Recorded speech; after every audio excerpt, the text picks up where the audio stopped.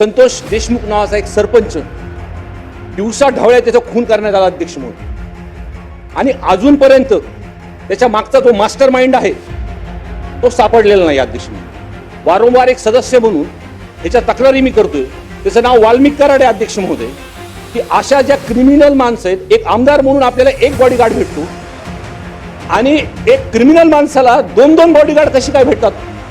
हा माझा विषय आहे अध्यक्ष महोदय। आणि त्याला ज्या गुन्ह्यामध्ये टाकले अध्यक्ष महोदय, खंडणीच्या गुन्ह्यामध्ये टाकले अध्यक्ष महोदय, खंडणीचा जो 302 मध्ये जे कट रचलेलं होतं अध्यक्ष महोदय, त्याच्यामध्ये अजून सुद्धा हा वाल्मिक कराड नावाचा व्यक्ती त्याच्यामध्ये घेतलेला नाही अध्यक्ष महोदय। तर जे गुन्हेगार सापडले त्यांचे जर कॉल रेकॉर्ड आणि वाल्मिक कराडचे कॉल रेकॉर्ड जर